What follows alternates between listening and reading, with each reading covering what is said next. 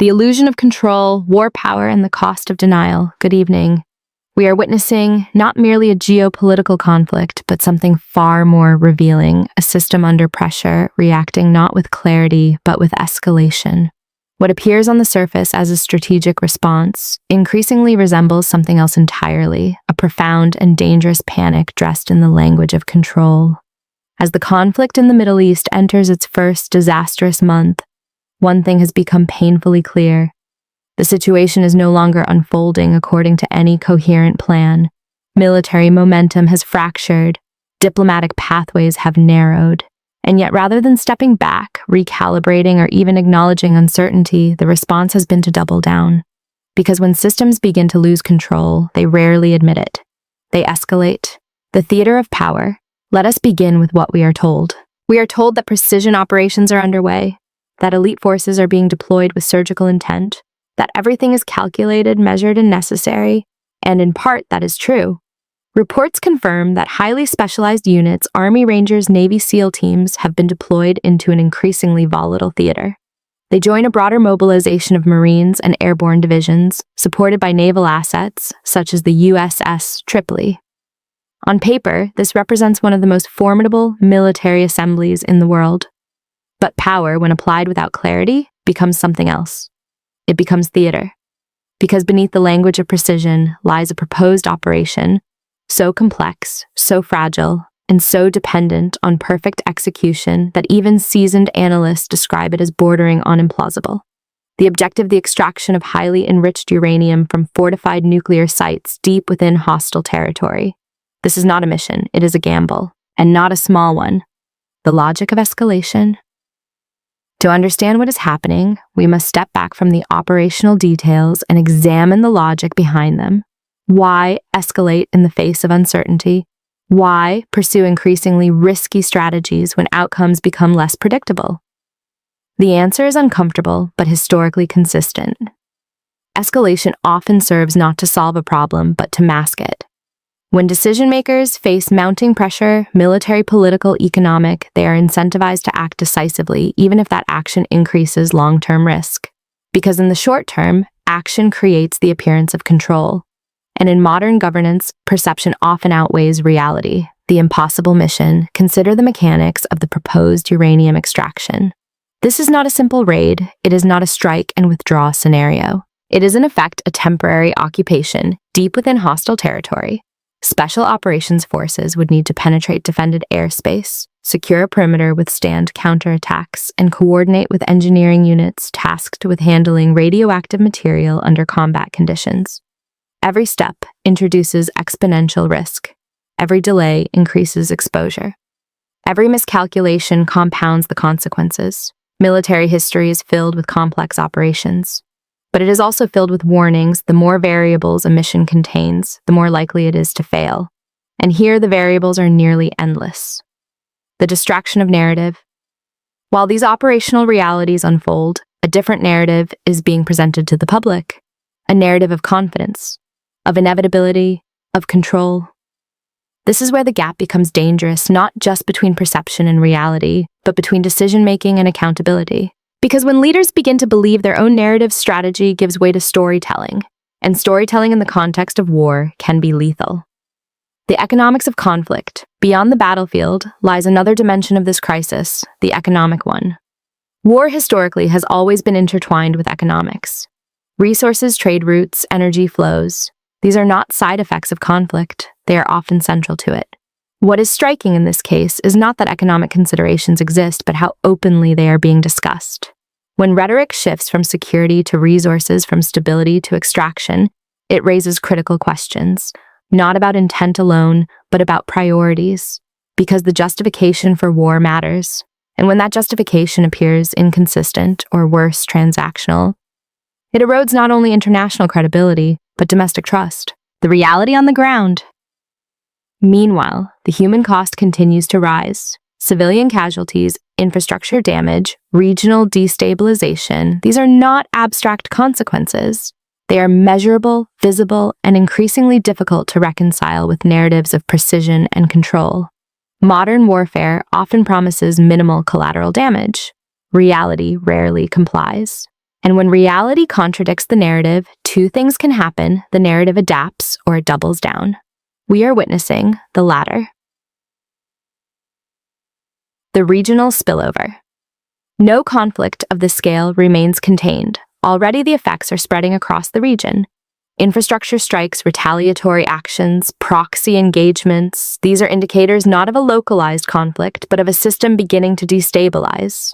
Allies grow cautious. Adversaries grow emboldened. Neutral actors are forced to choose sides or protect themselves. This is how regional conflicts become systemic ones.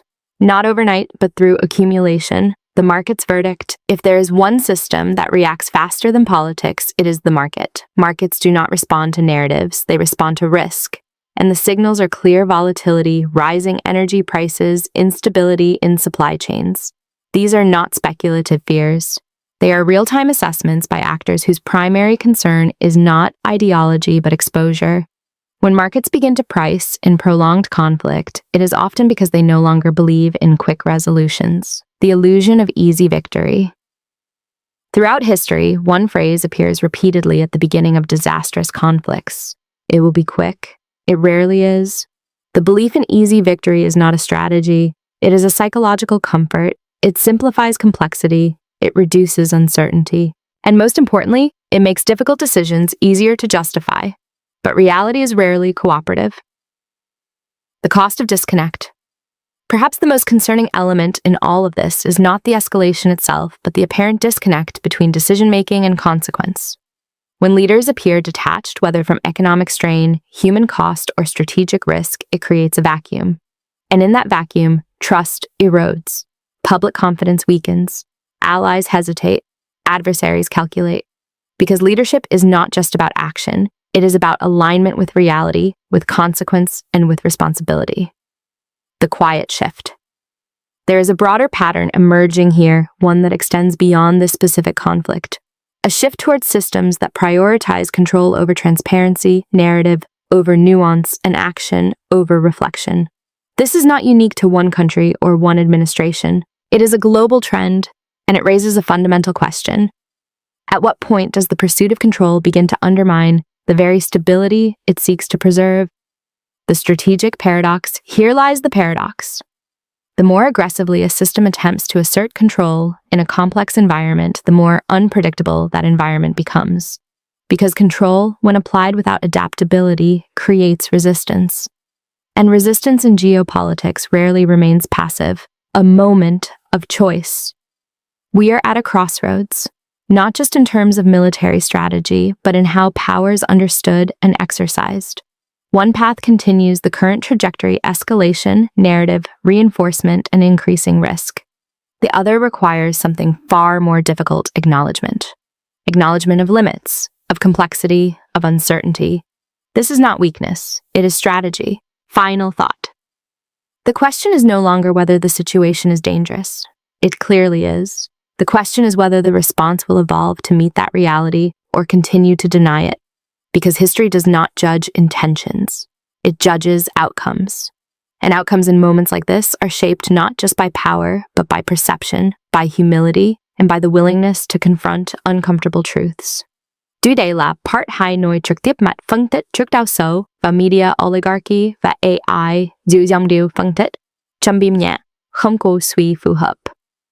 YouTube giải, The Invisible Hand, Media, Oligarchy, and the Algorithm of Control. Because wars are no longer fought only with missiles, drones, or troops. They are fought with narratives. And whoever controls the narrative rarely needs to win the war outright. The quiet acquisition of reality. Let us start with a simple, uncomfortable question. If you wanted to influence an entire nation without firing a single shot, what would you buy? Not weapons, not territory. You would buy attention. You would buy distribution.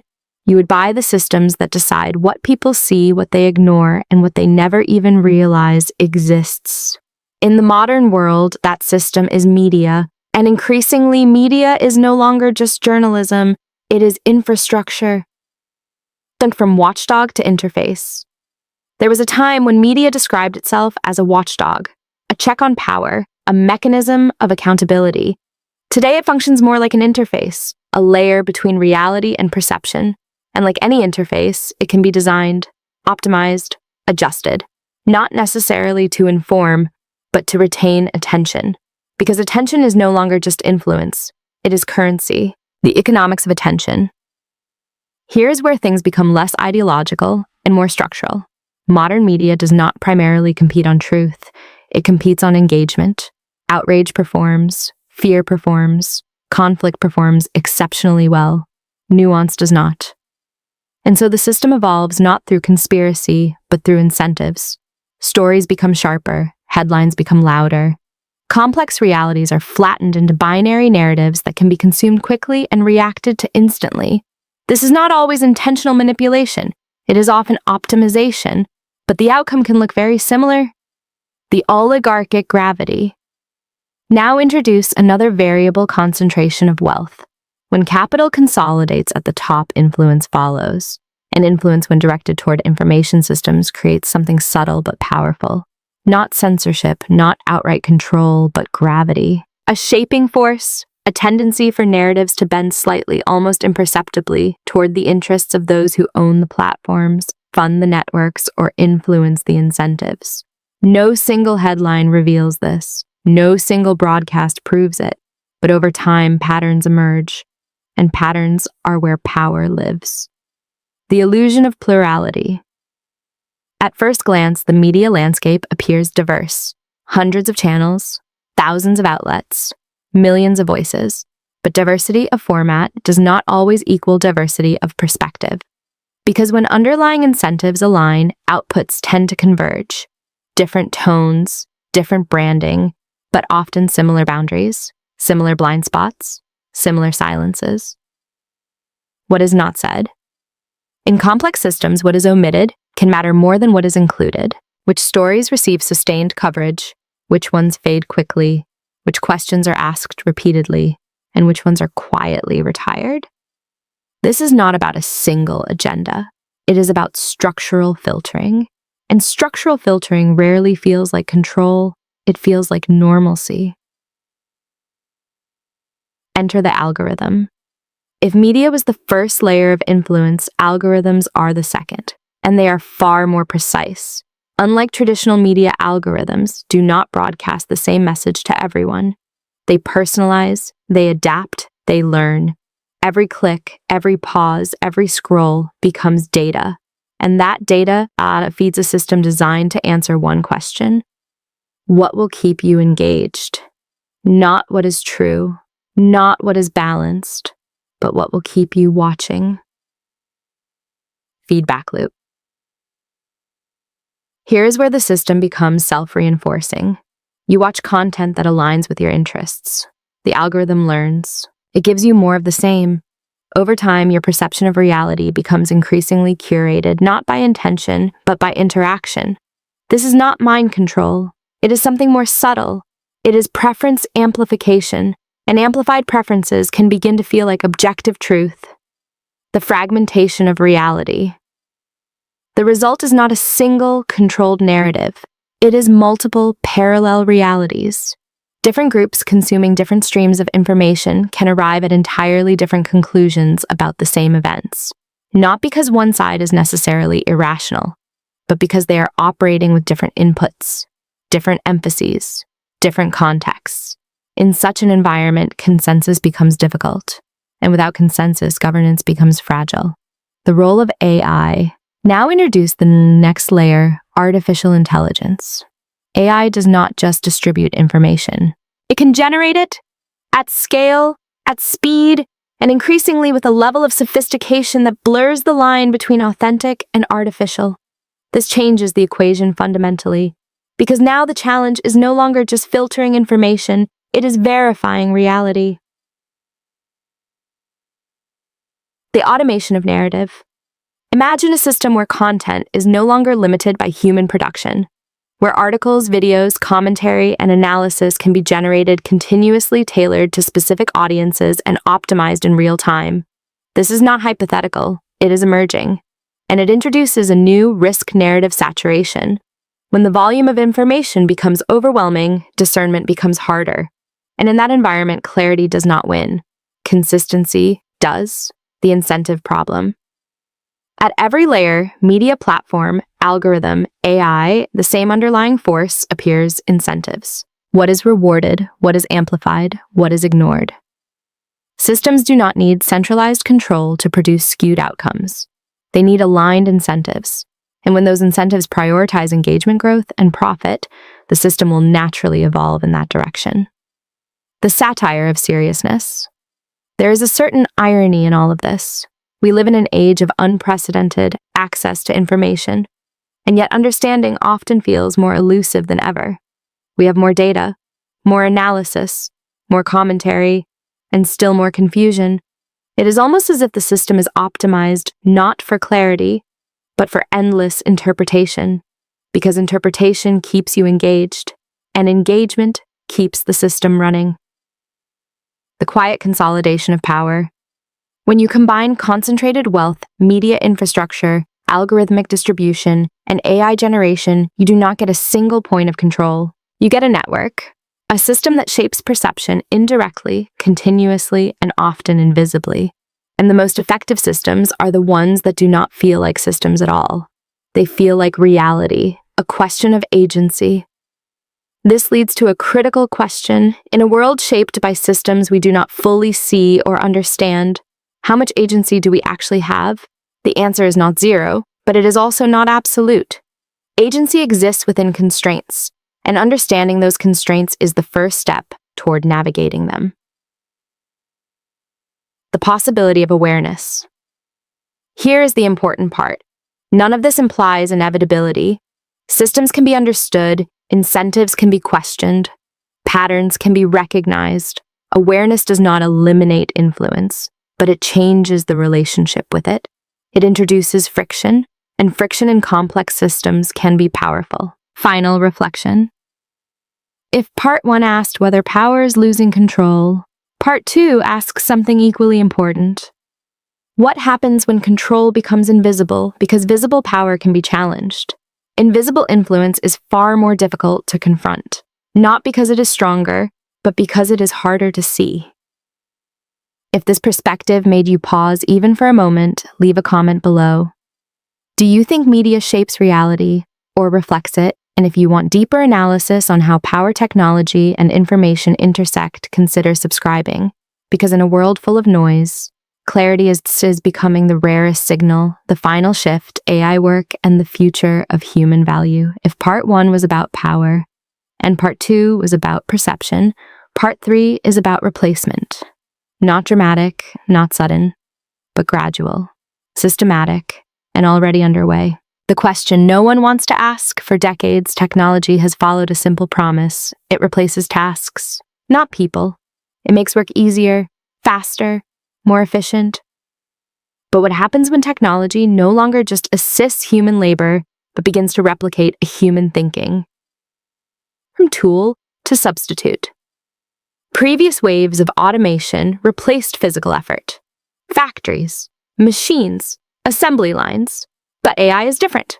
It targets cognitive work, writing, analysis, decision-making, even creativity. And unlike past technologies, AI does not get tired. It does not demand wages. It does not negotiate. The silent displacement. Here's how it happens, not with mass layoffs overnight, but with subtle shifts. One role becomes more efficient, then 2. Then entire departments shrink, not because they failed, but because they are no longer needed at the same scale. No headlines, no crisis moment, just quiet redundancy. The new hierarchy of value. As AI expands, the value of human labor begins to shift. Not all skills decline equally. Routine thinking becomes less valuable. Predictable tasks become automated, but ambiguity, judgment, and original insight become more important, at least for now. The paradox of productivity. Here's the paradox. AI can increase productivity dramatically. More output, less time, lower cost. In theory, this should benefit everyone. But in practice, productivity gains do not distribute evenly. They concentrate. And when they concentrate, inequality widens. When work is no longer the center, For most of the modern history, work has been more than income. It has been identity, structure, purpose. But what happens when large segments of society are no longer required to work in the traditional sense, not unemployed, just unnecessary to the system's core function? This is not a technological problem. It is a philosophical one. The risk of dependency. If fewer people generate economic value, but more people depend on the system, power dynamics begin to shift. Dependency increases, autonomy decreases, and the question becomes less about opportunity and more about access. Who gets access to resources, to systems, to influence? The AI plus media loop. Now connect this back to part 2. AI does not exist in isolation. It feeds into media, into algorithms, into content generation, meaning the same systems that shape perception, sauces, are now amplified by machines that can scale infinitely. This is not just automation of work. It is automation of influence. The speed problem. Human systems evolve slowly. Institutions adapt over decades, but AI evolves in cycles measured in months, sometimes weeks. This creates a gap, a dangerous one, because when technological change outpaces social adaptation, instability follows. Not necessarily collapse, but friction, tension, disruption. The illusion of control. There's a tendency to believe that someone somewhere is fully in control of this transition. But complex systems rarely work that way. AI is being developed by multiple actors, corporations, governments, researchers, each with different incentives, different goals, different constraints. The result is not centralized controls, but emergent direction. The human advantage. For now, despite all of this, one thing remains true. Humans are not obsolete, at least not yet. Because intelligence is not the same as consciousness. Processing is not the same as meaning, and optimization is not the same as wisdom. These distinctions still matter, but the gap is narrowing. The real divide. The future may not be divided by class in the traditional sense, but by adaptability. Those who understand systems, adapt to them, and leverage them will move forward. Those who don't may find themselves increasingly disconnected from how the world actually functions. The final question. So we arrive at the real question of this entire series. If power is shifting, if perception is being shaped, and if work itself is being redefined, what does it mean to remain in control of your own life, not politically, not economically, but cognitively? A different kind of awareness. Control may no longer come from resisting systems, but from understanding them, seeing patterns, recognizing incentives, questioning narratives, not rejecting technology, but refusing to engage with it passively. This is not a story about collapse. It is a story about transition. Messy, uneven, uncertain, but not predetermined. Because systems shape outcomes, but they do not eliminate choice entirely. The future is not being decided in one moment. It is being shaped quietly by what we pay attention to, what we ignore, and what we choose to understand. And in a world increasingly run by systems, the rarest skill may not be intelligence, but awareness.